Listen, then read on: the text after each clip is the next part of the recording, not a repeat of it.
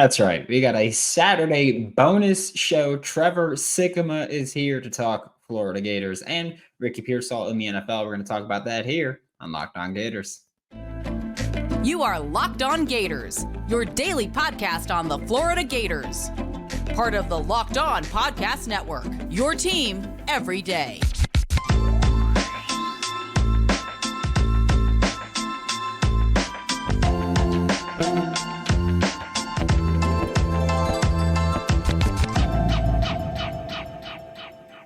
Hello and welcome back to another episode of Locked On Gators, part of the Locked On Podcast Network, your team every day. Thanks for making Locked On Gators your first listen of the day. We are available daily and free wherever you listen to the podcast. Happy Saturday. I'm Brandon Olsen. Find me on Twitter at WNS_Brandon. And if you were part of the Locked On Gators subtext group, you got this interview yesterday evening. And if you aren't, or yesterday afternoon, and if you aren't, you're getting it today. But if you want to join the subtext group, the link's in the description below to join subtext.com/LockedOnGators. And now, without further ado, Trevor Sikkema. Joining me now for Locked On Gators is Trevor Sikkema, the lead NFL draft analyst for PFF, co-host of the NFL Stock Exchange, and, of course, Florida alumni. How you doing, Trevor? I'm doing fantastic, Brandon. I appreciate you having me back on the show, my friend. Oh, anytime. I'm going to start with the biggest question I think we have to ask everybody who's a Florida fan. Do you think Billy Napier is the guy? Loaded question right off the top. I really like Napier. I do. I like the things that he has said since he's taken the job. Like, I understand that there have been some shortcomings and some failures, but I really do think that this is somebody who either goes about things the right way or wants to go about things the right way and is kind of going the right direction to get there. Now, unfortunately, you know this covering college football, it's an impatient world. Like, whether you're at Florida, whether you're at Bama, whether you're at a group of 5 school, like whatever it is, obviously the higher you go up the food chain, the more impatient that you get.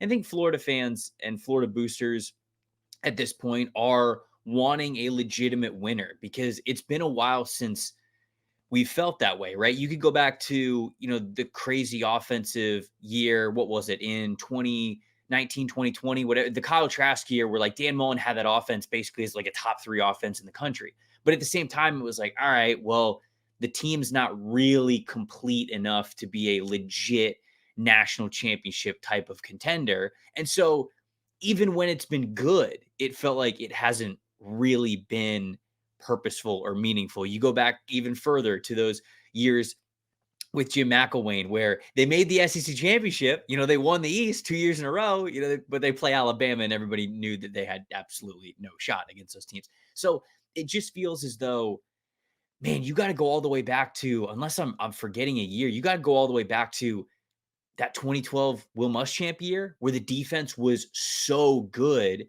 they felt like they could beat anybody. And Florida was legitimately seen as one of the best programs in the country, even if the offense wasn't as good as it was like in the Urban Meyer days. So all that to say, you kind of fast forward to today, it's understandable that a program as big as Florida, that spends as much money as Florida, that has as much national prominence as Florida, in the best conference in America, the fact that they haven't been a legitimate contender in a while starts to compile impatience and wanting to feel that way. And it kind of sucks because I feel like they have the caliber of a coach that can take them there. He just didn't hit the ground running as fast as he needed to. And I'm worried because if he's going into this 2024 season and the thought process is, you better win or you're out. Dude, they have the hardest schedule in college football next year. And you look at the roster and like, they're not quite there yet. They're really not. I feel like there's a legitimate argument that they could be 1 year away from the beginning of something special. Certainly if with how Graham Mertz has played this past year, you figure if he plays just as good, maybe even a little better next year, like maybe they end up getting a couple of wins we didn't expect from him, even with a tough schedule. You're then handing things off to a super talented quarterback in Lagway. And it's like, man, you can see the vision. They're setting things up. The rest of the roster is kind of getting there. But is it going to be all for naught? Because if he doesn't win if he doesn't win 8 or 9 games, they're going to fire him next year? Because if so, that sucks. Maybe you lose all the recruits. Maybe you start over. Maybe it's a totally different process. And hey, maybe that is the right decision in the end. But it's hard for me to kind of listen to the way that Napier talks about building a program and the things that he prioritizes and not want to believe in it. Like he was slow to hire coaches. Maybe, he should have made decisions a little bit sooner.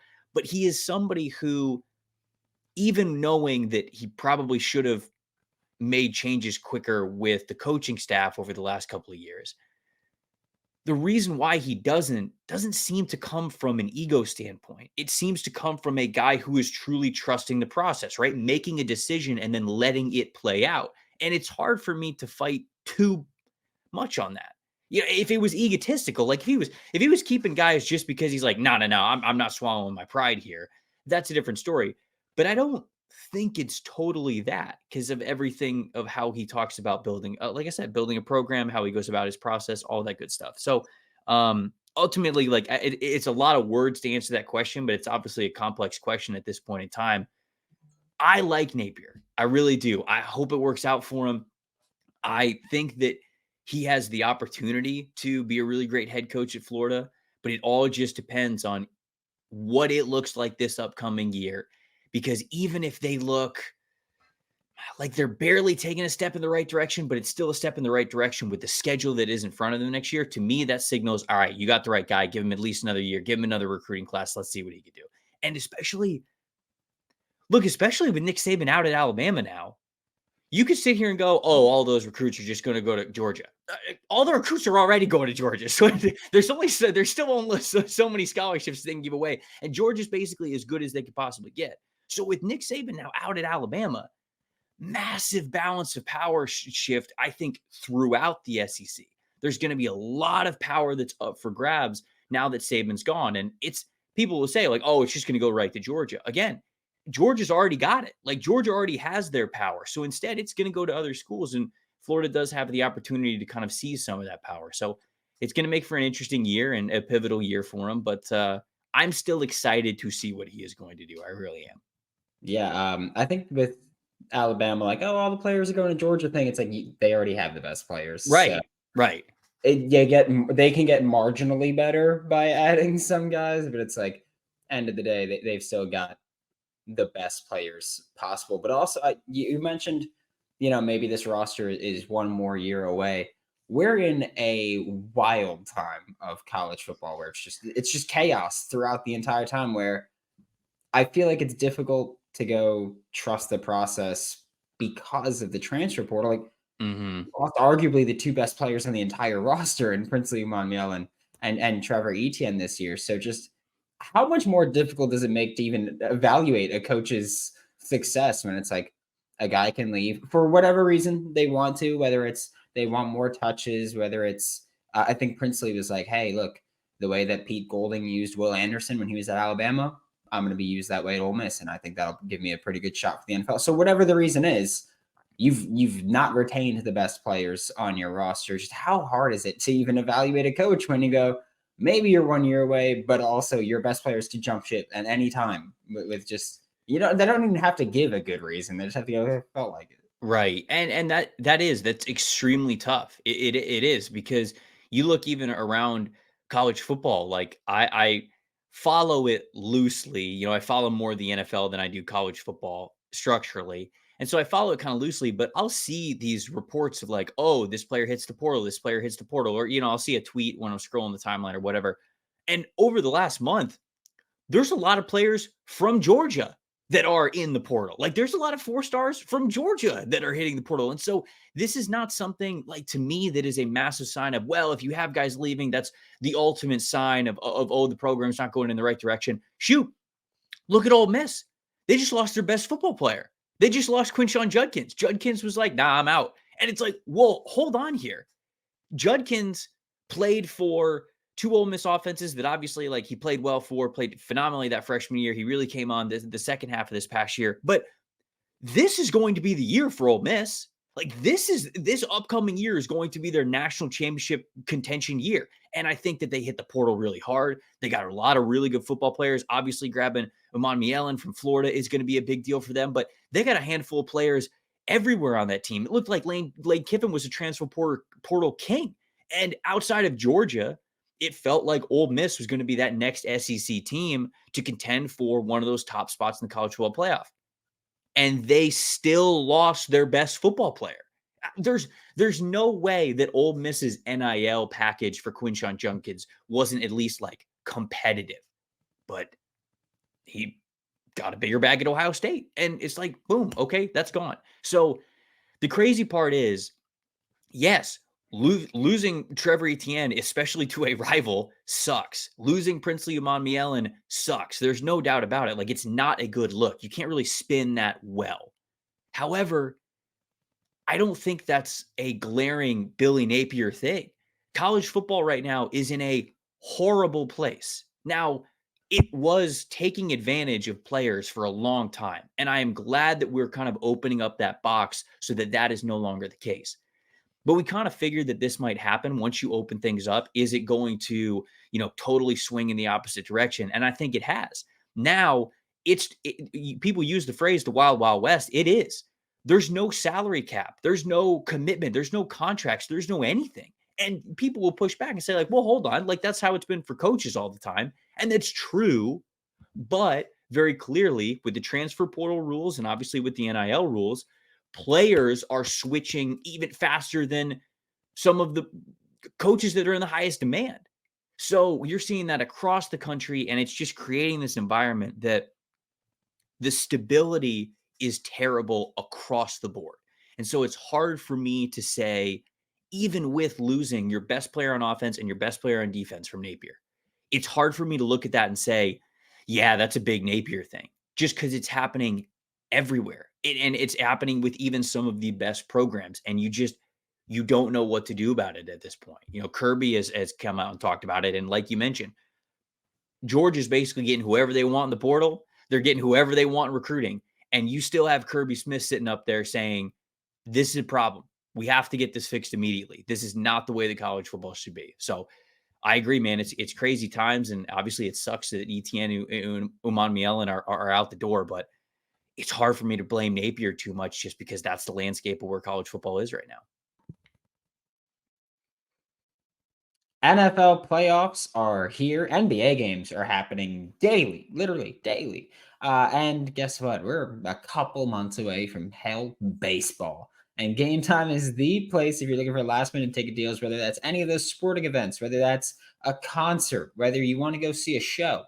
Game Time is the place for last minute ticket deals. The Game Time guarantee means that you'll always get the best price. If you find tickets in the same section and row for less, Game Time will credit you 110% of the difference. So snag tickets without the stress. With Game Time, download the Game Time app, create an account, and use code LOCKEDONCollege for $20 off your first purchase.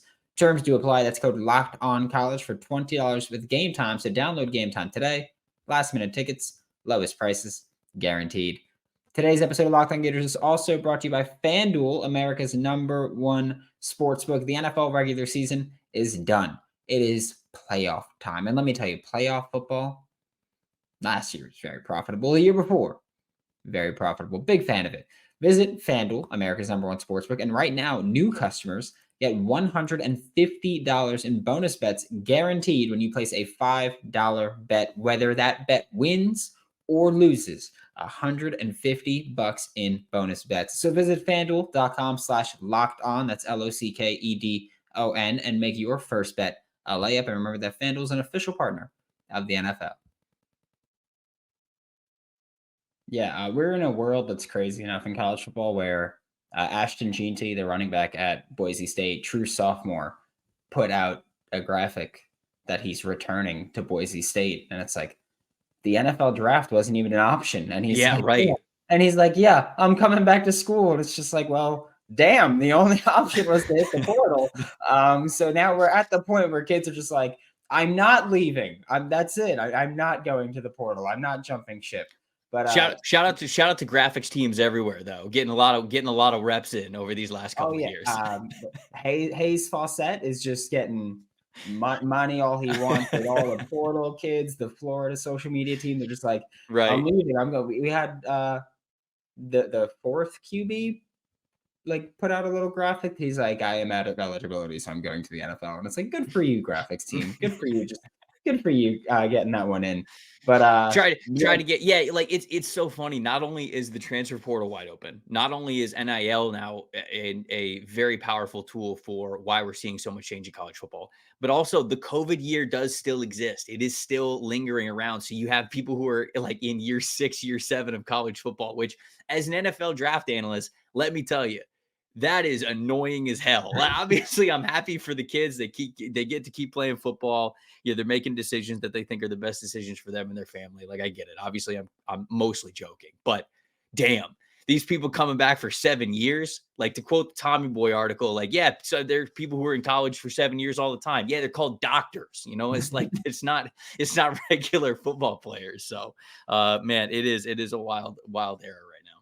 yeah, it's Casey Thompson, I think, is now Yep. Texas, Nebraska, Florida Atlantic, and then yesterday committed to Oklahoma. And it's just like, it's 7 years, 4 schools in 7 years is something that if you told somebody in 1995 that there's going to be guys in 20 years that are playing just or 20 or 30 years, and that's like, yeah, they're going to be playing for their 4th school in their 7th year, all in college, they would think you're out of your freaking mind. And that's just the realistic part of it here. But you mentioned the 7th year seniors being a thing. And as a draft analyst, how does that really play into it? Where, because I know if you play Madden, you're just like, oh, if you're 22 years or older, you're basically dead to me. Not to develop you. But in the NFL, how does it play into it? Where you go, this guy is 25 years old at this point as a rookie. How do you play that into the evaluation process? Whether or not they were great or not, it's just you're still getting a guy that by the time he gets to contract number 2 is going to be 29 or 30. Yeah, you know, age is something that I think people bring up consistently when it comes to the NFL draft, but it's not nearly as cookie cutter as a lot of people just throw out there like, "Oh, he's old." There's a lot of context that has to come with age. I think the idea that age kind of started from is that there are age production metrics, which I think are very useful. If you are producing at a high level at your college, at a younger age, at when you are a freshman or a sophomore, if you are producing at a very high level, that is objectively more valuable than someone who is 22 or 23 who has those same numbers, because you're doing it at a much younger age. You are a step up in age competition level. So age production metrics are very useful, and those metrics were more towards amplifying situations that are abnormal in a positive way, not necessarily a negative way. Now we obviously have a lot of like medical red shirts and obviously the COVID year. So now we're talking about like 6th, 7th year players. So now we have to go, okay, well, what do we do with guys who are 24, 25? You know, that's totally different. Well, here's where context kind of comes into it. When you're younger and you're succeeding, if you're 20 or 21 coming into the NFL draft, I think body type means a lot. Are you fully filled out in the mass of your frame? You know, are you as muscularly developed as you could be? Is there still like, wow, this kid's playing really well? And you look at him, you go, man, he's still like a skinny kid. Like, we could still even put some more weight on him. He can get even stronger. He can get even faster. That's typically conversations that you could have when you look at these, 20, 21-year-old kids, when you project them from going from the college level to the pro level. Because the pro level, you're playing up against late 20s, early 30s, all pro dudes in the prime of their career. So like that part of it does matter. There's no question about it. And then I think positional context matters for this. If you're a quarterback, I'm gonna be honest, people are having this conversation about Bo Nix and Michael Penix, right? Both of these guys, much older prospects. I think Nix is going to be 24, and maybe Penix is going to be 24 as well. I don't know their exact birth dates, but they're going to be 24. And for example, Drake May is going to be 20. Yeah, so like that's the 4 years, a massive age difference, especially when you think about how the rookie quarterback scale is 4 years with a 5th year option. So Drake May is hitting his 2nd contract when these guys are going into the league at the same age. So it obviously matters, because if you think a guy's going to be around for a long time, kind of goes into how many contracts you can get out of him. But I think that's a little bit overblown, because how many guys make it to like those third or fourth contracts? Like it's basically nobody. So I think that's a little bit of a pipe dream. So when it comes to quarterbacks, you can get quarterbacks that can play into their mid 30s, late 30s. We see that all the time. So the best quarterbacks in the NFL are in their mid 30s, late 30s. And so for quarterbacks to be a little bit older, I don't really care. For running backs to be a little bit older, I do care, because that means that you've been playing running back and you've been taking hits and you've been putting miles on the tires since you were probably in middle school. So now all of a sudden, if you are a 23-year-old running back, you've been taking punishment for the last 3 or 4 years, probably as a starter in college. You're going to be 23, 24 years old. You're going to be 27, 28 by the time your second contract comes around. There's not a lot of late 20s, early 30s running backs that are still doing it at an incredible level. So all of a sudden that matters, because if you are drafting a running back who is 23, 24 even, you're probably only getting one contract out of him. Whereas if you draft a running back who's 21, 20 or 21 years old, you can realistically think that, okay, if they're very successful for me, we can feel good about signing them to another contract, knowing that they'll be only 24 or 25 when that second contract comes around. So it will still be worth it for you. So that's really where it comes into play. It's more of the context that goes into age. And that loops back around into the original conversation, or the question that you asked about the COVID year. The extra year of eligibility for quarterbacks, I don't really care. If you can show me that you pick it up and you understand and you can see the field really well, and that you are a NFL level caliber quarterback, I don't really care about you being 24, 25 compared to 20 and 21. Would I rather have you be younger? Sure. But if you could play, you could play at that position. If you're a running back, it's different. You know, if you are an offensive lineman, it might be different. If you are a linebacker, again, these high physical positions, that's a little different. The COVID year, it gives them an extra year to hone in on their craft, but it's also something that then becomes a detractor every single year they delay the NFL draft, and every year they get older with those more physical positions. Yeah, I think at running back, why bother with a second contract? Just pull the old Le'Veon Bell, potentially Saquon Barkley, of just like, hey, we're gonna run you into the ground for the first contract, and then franchise tag, and then we'll figure it out outside of there. But before I let you go, while we're on the subject of the NFL draft and all that, Ricky Pearsall, I love him. That's all I'm going to throw out there about him. But love him. He's going to be at the Senior Bowl in a couple weeks down in Mobile, Alabama. Personally, can't wait to watch those one-on-ones. But where do you land on Ricky as far as the NFL goes? Because we know, college, he was productive with Arizona State. He was relatively productive when he came to Florida. He was very productive. Had 1,000 scrimmage yards, not 1,000 receiving, which sucked, but is what it is. But where do you see him kind of slotting in the NFL?